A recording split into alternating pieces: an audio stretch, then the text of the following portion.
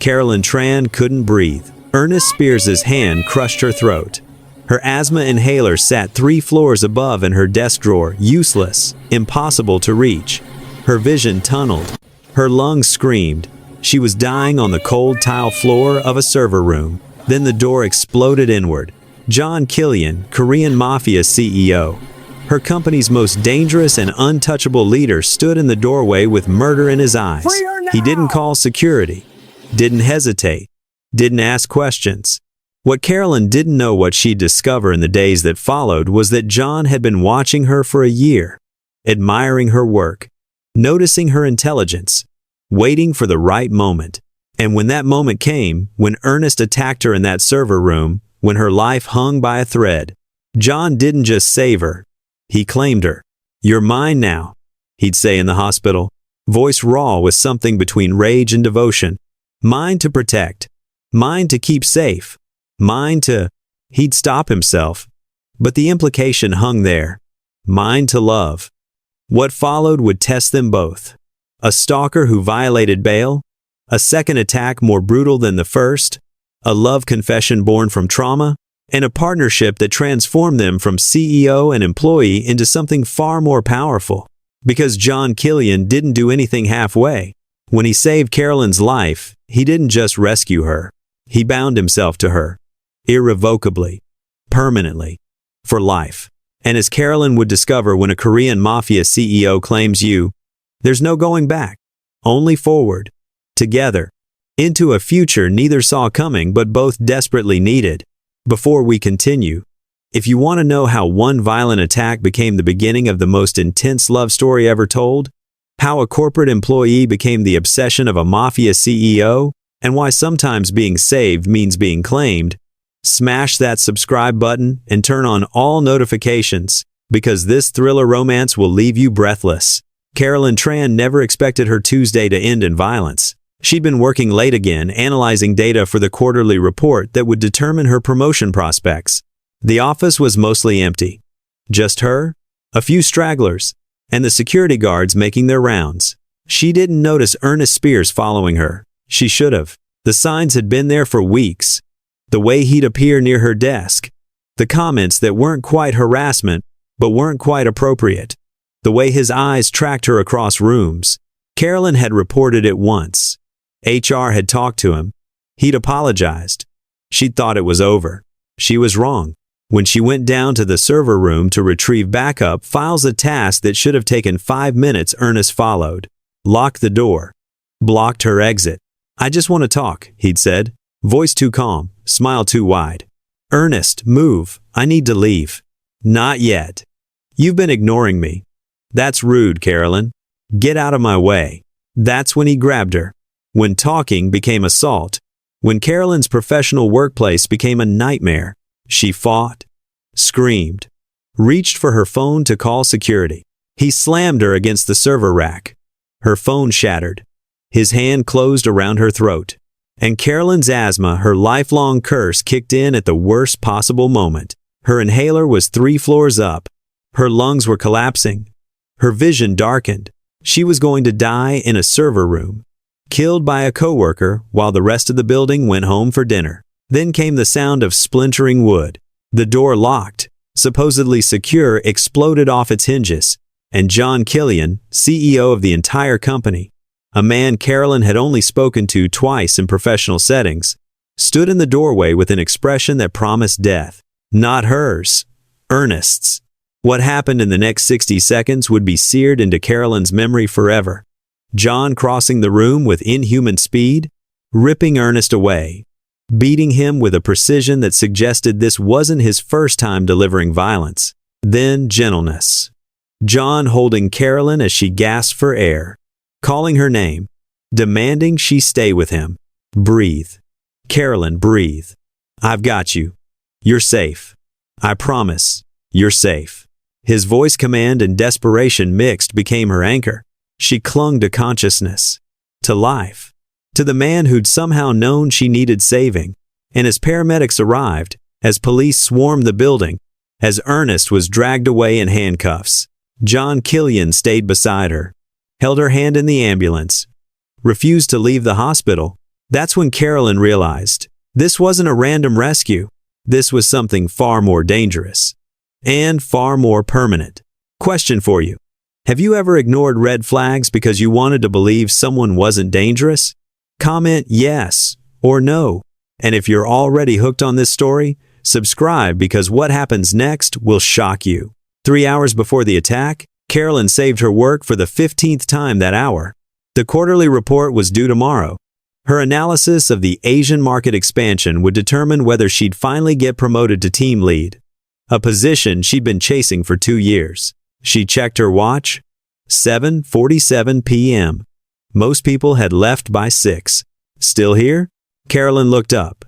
Ernest Spears leaned against her cubicle wall, coffee in hand, smile too friendly. Just finishing up, she said, voice polite but distant. You work too hard.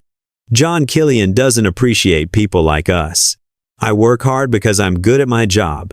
Still, you should relax sometime. Maybe grab drinks? I know a place. I'm busy. Ernest. Something flickered in his expression. Right. Busy. You're always busy when I ask. Because I'm always working. Or because you think you're too good for me. Carolyn's stomach tightened. Ernest. I've been clear. I'm not interested in socializing outside of work.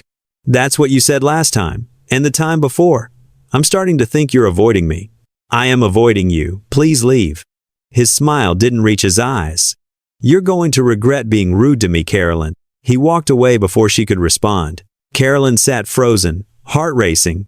She should call security. Report this. But what would she say? He hadn't technically threatened her, just made her uncomfortable. She decided to finish her work quickly and leave. That decision would nearly cost her life. 8:30 p.m. Carolyn needed backup files from the server room, physical copies her paranoid boss insisted on maintaining. The server room was in the basement. Secure, temperature controlled, usually empty after hours. She used her badge to access it. The door clicked shut behind her automatically. She didn't realize Ernest had followed her.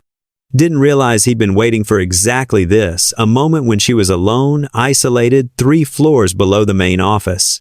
She found the files. Turned to leave. Ernest blocked the door. Ernest. Move. Why are you so cold to me? I'm a nice guy. I've tried being friendly. And I've told you I'm not interested. Now move. No. He locked the door. Not until you listen. Panic spiked. Ernest, unlock that door right now or I'm calling security. With what? Your phone? He held it up, must have grabbed it from her desk. You left this upstairs. Careless. Carolyn's blood ran cold. You went through my things? I wanted to understand you better. Turns out, you're boring. No boyfriend, no social life, just work. He stepped closer. Maybe that's why you're so uptight. You need someone to help you relax. Stay away from me. Or what? You'll scream? No one's down here. The guards won't check this floor for another hour. It's just you and me. He lunged. Carolyn tried to run. He grabbed her, slammed her against the server racks. Pain exploded through her back. Let me go. I don't think so. You've been teasing me for months. I've never... Teasing me. His hand closed around her throat, acting all professional and cold. Like you're better than me. You're not better. You're nothing. Carolyn clawed at his hands, kicked, fought. But Ernest was bigger, stronger, angrier. And her lungs her traitorous asthmatic lungs started failing, wheezing, gasping, panic, making it worse. Her inhaler was in her desk, 3 floors up, impossible to reach.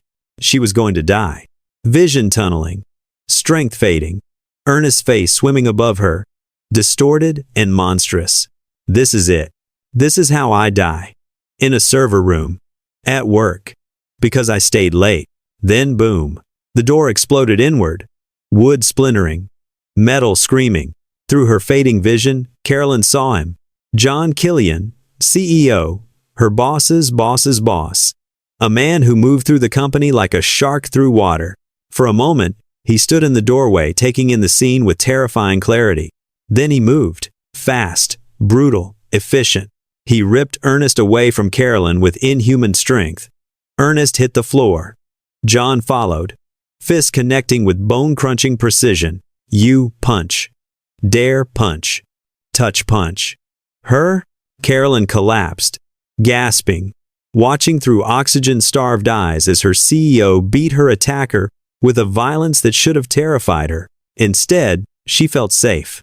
John stopped before he killed Ernest. Barely. He left him bleeding and unconscious, turned to Carolyn, and his expression shifted completely from murderous to devastated. Carolyn, can you hear me? She nodded weakly. Your inhaler. Where? Desk, 3rd floor. James, John's voice boomed. His security chief appeared instantly, had apparently been right behind him. Get her inhaler. 3rd floor. Her desk. Now. James ran. John gathered Carolyn carefully. Stay with me. Breathe as much as you can. Help is coming. How? Did you know? Later. Just breathe. James returned with the inhaler. Carolyn took 2 desperate puffs. Her lungs slowly, painfully began working again. John held her through it all, murmuring reassurances, radiating protective fury. And Carolyn realized this wasn't random. John Killian had come for her specifically, had known exactly where to find her. The question was, how and why? Paramedics arrived within minutes, suspiciously fast, as if John had called them before even reaching her. They loaded Carolyn onto a stretcher, checked vitals, started oxygen. Sir, you'll need to stay. I'm riding with her, John said, voice brooking no argument. Sir, only family. I'm riding with her. The paramedic looked at John's expression and wisely didn't argue further. At the hospital, Carolyn drifted in and out of consciousness. Every time she opened her eyes, John was there, sitting beside her bed, talking to doctors, making calls that resulted in immediate upgrades to her care. Mr. Killian, you should go home. I'm staying. It's 2 a.m.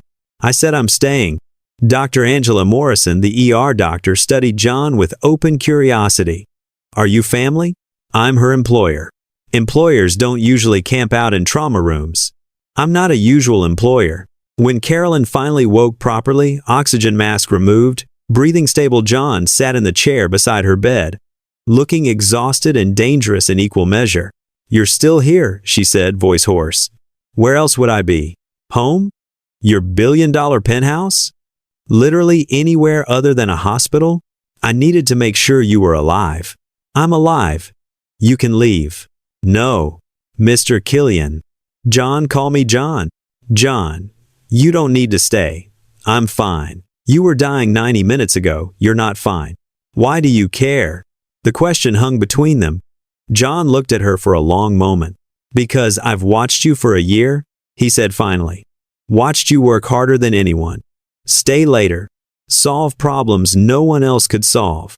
I've watched you be brilliant and undervalued and overlooked. And tonight, I watched you nearly get killed because some predator thought you were vulnerable. Carolyn's breath caught. You've been watching me? Not like that. Not like him. I notice talent. I notice value. And you, Carolyn Tran, are the most valuable person in that entire company. Then why am I still an analyst? Because I'm about to change that. Detective Raymond Hughes arrived at dawn to take Carolyn's statement. John stayed for that too, despite protocol, despite objections, despite everything. Mr. Killian, I need to speak with Miss Tran alone. No. Sir, this is an official police investigation, and Miss Tran has just experienced severe trauma. I'm staying. Unless you'd like to explain to your captain why you denied a victim her support system. Detective Hughes sighed. Fine. But you don't speak for her. I wouldn't dream of it. The interview was brutal.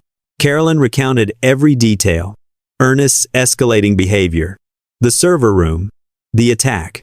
Her testimony was recorded, documented. Evidence in a case that was growing bigger by the hour. We're investigating Mr. Spears' background, Detective Hughes said. And we're finding concerning patterns. This wasn't his first time targeting women. Just his first time getting caught. What do you mean? Carolyn asked. I mean, we've connected him to at least 4 other incidents. Different companies, different cities. He's been doing this for years. John's expression went murderous. And no one caught him? He was smart. Never left evidence. Never stayed in one place long enough. But attacking Miss Tran? That was his mistake. We have witnesses. Video of him following her. Your testimony of catching him in the act. This time, he's done. Will he stay in jail? Carolyn asked, voice small. That depends on bail. But I'll do everything I can to keep him locked up. After Detective Hughes left, Carolyn turned to John. How did you know where to find me? What? In the server room. How did you know I was there? Did someone tell you? John was quiet for a long moment. I have security protocols. Monitoring systems. I saw Ernest following you. Saw you go to the basement. Saw him follow seconds later. I knew. You were watching security feeds at 8:30 p.m.? I watch them every night. Making sure my people are safe. That's obsessive. That's protective. There's a difference. Carolyn studied him. This powerful, dangerous man who'd saved her life. Who'd stayed all night. Who was looking at her like she was something precious. Why me? She whispered. Really? Why do you care? John leaned forward.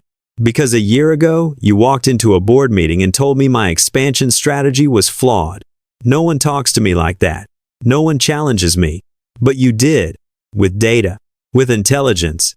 With zero fear. You fired the guy who brought me to that meeting because he tried to take credit for your work. And I don't tolerate theft. He reached out. Stopped just short of touching her hand. I've been watching you since then. Watching you be brilliant. And tonight, when I saw him following you, I knew. I knew something terrible was about to happen. And I couldn't let it. You saved my life. I did what anyone should have done. No, you did what no one else would. You broke down a door. You beat a man unconscious. You stayed with me all night. Tears filled her eyes. Thank you. Don't thank me. I should have stopped him sooner. Should have seen the danger. You're not responsible for what he did. I'm responsible for everyone in that building, including you. Is that what this is? Guilt? No. His voice dropped. This is something else entirely. Okay, real talk. John literally watched her for a year before saving her. Is that romantic or creepy? Comment your take. And if you're invested in where this goes, hit subscribe, because their relationship is about to get complicated. Ernest Spears' arrest revealed horrors no one expected. The police searched his apartment and found videos of women he'd stalked, detailed files on targets, evidence of cyber scams totaling millions, identity theft operations, a history of assault complaints that had been buried. He's not just a predator, Detective Hughes told Carolyn days later. He's a criminal enterprise. Fraud, theft, assault. We're building a federal case. How did he pass background checks? Fake references, stolen credentials. He's been doing this for years, moving from company to company, targeting women, stealing data. Your attack just exposed everything. Carolyn felt sick. How many women?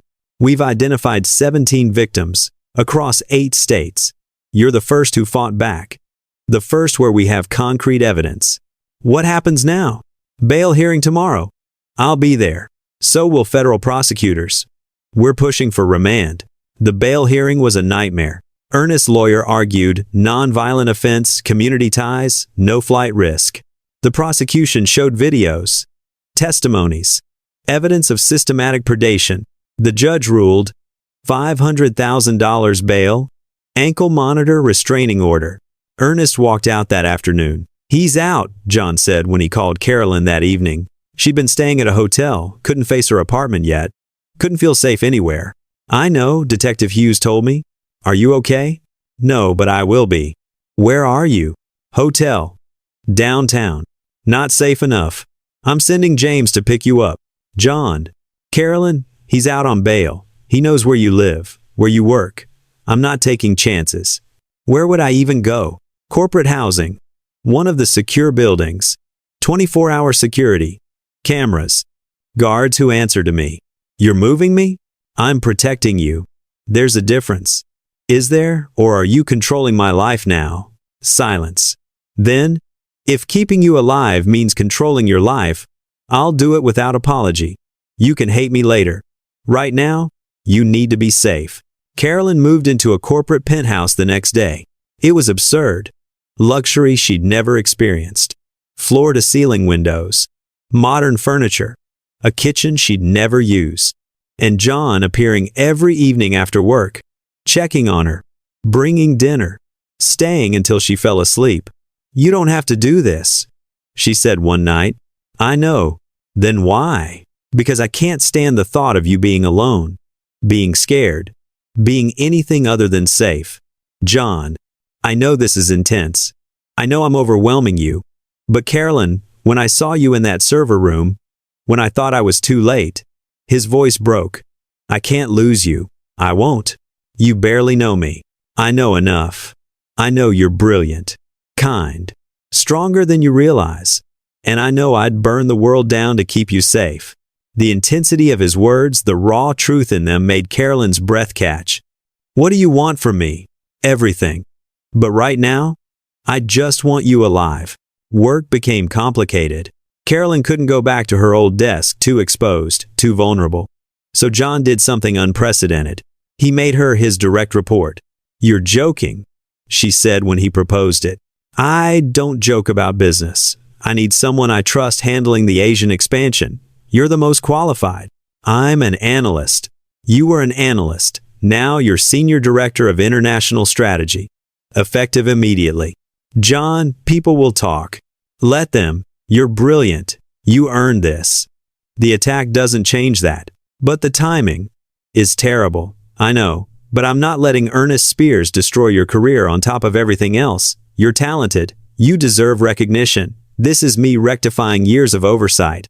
The promotion was announced company-wide. The reactions were mixed. Some celebrated. Some whispered. Some assumed exactly what Carolyn feared, that she'd slept her way to the top. "Ignore them," John said when he found her crying in her new office. "They're jealous. Small. Irrelevant. They think I'm sleeping with you. Are you? No. Then their opinions don't matter. Your work will speak for itself." And it did.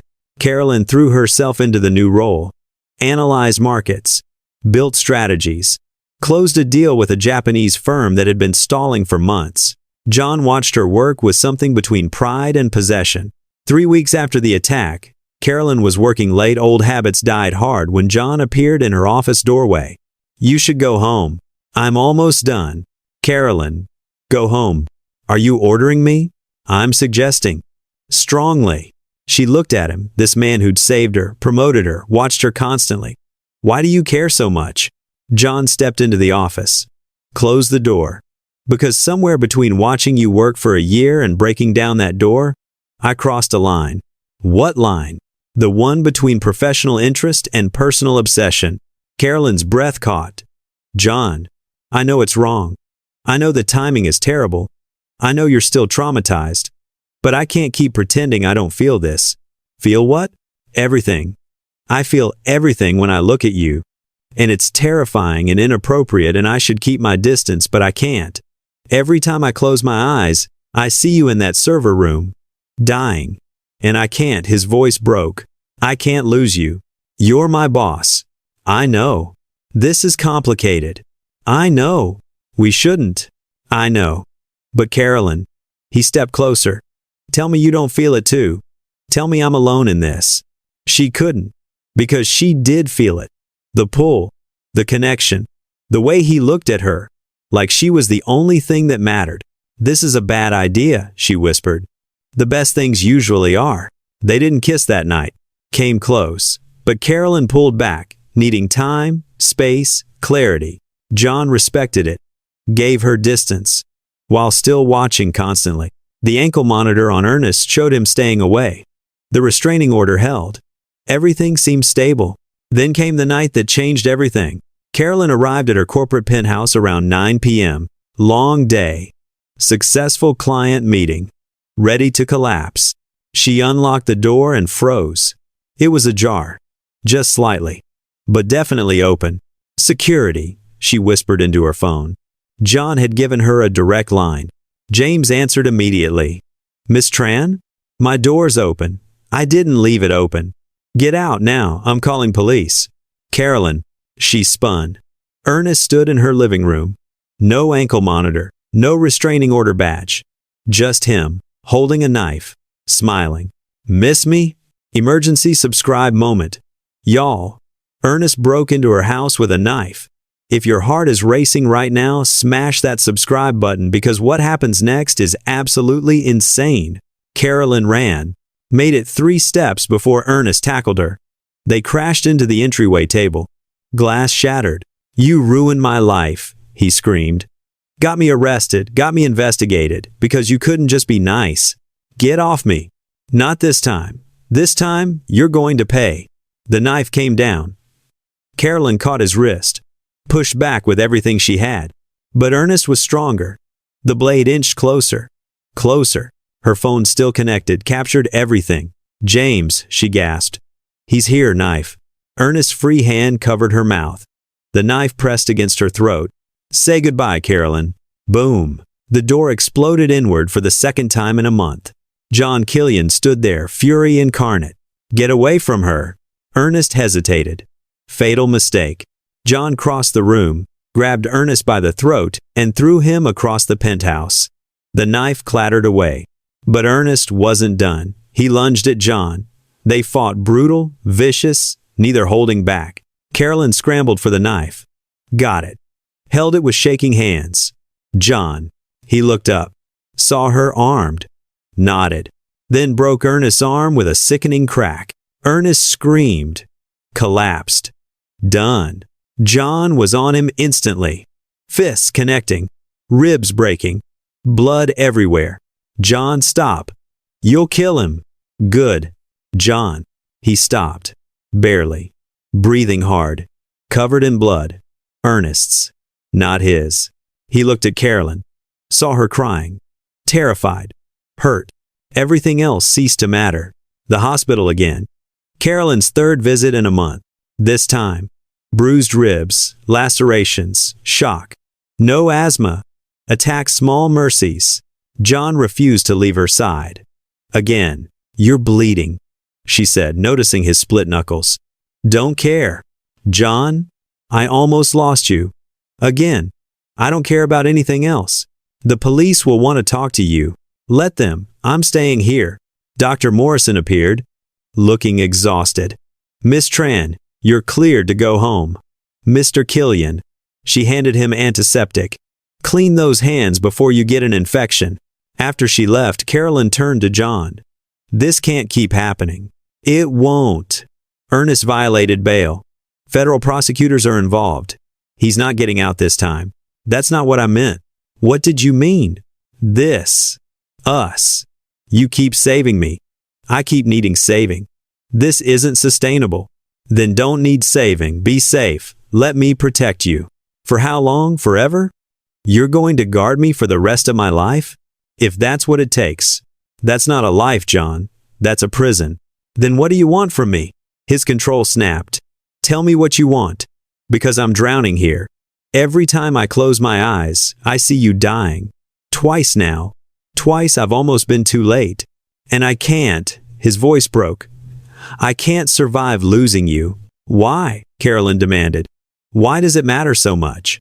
"Because I love you." The words hung between them. Shocking. Impossible. True. "You what?" "I love you. I'm in love with you. Have been for months. Maybe longer. And I know it's wrong. I know the timing is terrible. I know I'm your boss and you're traumatized and this is the worst possible moment, but I can't keep pretending. I love you, Carolyn, completely. Irrevocably. And if that makes me a monster, fine. But it's the truth." Tears streamed down Carolyn's face. "John, you don't have to say anything. I just needed you to know. Needed you to understand why I'm like this. Why I can't let go. Why I love you too." He froze. "What?" "I love you too. I'm terrified of it. Confused by it. I don't understand how it happened, or when, or why. But I do. I love you. Carolyn, I love that you broke down a door for me, twice. I love that you stayed all night in a hospital. I love that you promoted me because I'm brilliant, not because I needed saving. I love that you're terrifying and gentle and obsessive and protective. I love all of it. I love you." John pulled her close carefully, mindful of her injuries. "Say it again. I love you. Again." I love you, John Killian, even though you're obsessive and controlling and probably a little bit insane. A lot insane. Where you're concerned, I can work with that.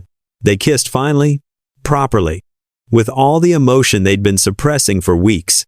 When they broke apart, John whispered, "You're mine now. Officially. No more pretending. No more distance. Possessive. Always, with you. I can work with that too." Ernest Spears was charged with attempted murder, 2 counts. Assault, multiple counts. Stalking. Fraud. Identity theft. Violation of bail conditions. The trial lasted 3 weeks. Carolyn testified. So did 17 other women. The evidence was overwhelming. John sat in the gallery every day. A silent reminder that Carolyn wasn't alone. The verdict: guilty on all counts. Sentencing: 30 years federal prison. When it was over, Carolyn walked out of the courthouse into John's arms and finally, completely broke down. "It's over," he whispered. "It's done. He can't hurt you anymore. I know. I kept expecting something to go wrong. Nothing went wrong. Justice happened. And now we can move forward. We, you and me, building a life, together." Final question before we finish. Would you accept a love that started from trauma, or does real love need to start in peace? Comment your thoughts. And subscribe because this ending is everything. 1 year after the attack, Carolyn stood in John's office, now partially hers, looking at the city below. She was VP of International Operations, youngest in company history, earned through brilliance, not trauma. "Ready?" John asked, joining her at the window. "For what?" "The board meeting. Your presentation on European expansion. I've been ready for weeks." "I know, you're brilliant." He pulled her close. "Have I mentioned I'm proud of you?" "Only twice today." Clearly not enough. They'd moved in together 6 months ago. Gotten engaged 3 months ago. We're planning a small wedding for spring. The media called it a corporate fairy tale. The truth was messier, darker, more complicated. But it was theirs. "John?" "Yes? Thank you for breaking down that door. I'd do it again. Every time. Forever. I know. That's why I love you." 3 years later, Carolyn Killian, she'd taken his name, sat in her home office, video call with her team. In the next room, her daughter Mina played. 2 years old. Perfect. Safe. John appeared in the doorway with Mina on his hip. "Someone wants to say hi to Mama." "Mama." "Work." Carolyn laughed. "Yes, baby. Mama's working. But I'm almost done." Her team smiled. They'd gotten used to these interruptions. Loved them, actually. After the call ended, John joined her. "Good meeting? Tokyo deal is closing. We're expanding into Singapore next year. My brilliant wife." "Your brilliant wife needs coffee." "I'll make it. You rest." Carolyn watched him go, this man who'd saved her, claimed her, loved her so fiercely it still took her breath away. "Mama?" Mina climbed into her lap. "Story? What story do you want?" "Princess." "Okay. Once upon a time, there was a princess who was very brave. And Papa saved her." Carolyn smiled. "Yes. Papa saved her. But here's the secret, she saved him too." "How?" "By teaching him that being strong doesn't mean being alone. That protecting someone doesn't mean owning them. That love, real love, means choosing each other. Every day. I love you, Mama." "I love you too, baby." John returned with coffee. Sat beside them. Kissed Carolyn's forehead. "What story?" he asked. "The one about us. My favorite." They sat together, husband, wife, daughter, in the home they'd built from trauma and healing, and a love that started when a door exploded inward, and a CEO claimed a woman as his forever. Because sometimes being saved means being seen, and sometimes being claimed means being cherished. And sometimes, just sometimes, the man who kicks down a door isn't imprisoning you, he's setting you free. So that's how Carolyn Tran went from corporate analyst to trauma survivor to beloved wife, all because John Killian broke down a door and decided she was his to protect, his to cherish, his to love. This story proves that sometimes love grows from crisis. That being protected isn't weakness if the protector respects your strength. That obsession becomes devotion when it's paired with genuine respect. and that the person who saves you can also be the person who helps you save yourself. If someone saved your life, would you fall in love with them? Or would gratitude be confused with romance? Let me know in the comments. And if you love this intense thriller romance about a CEO who claimed a woman for life, smash that subscribe button and hit the notification bell because I have more incredible stories of protection, possession, and powerful love coming your way. Thanks for watching. And remember, sometimes the door that gets kicked down is the one keeping you from the life you were always meant to have.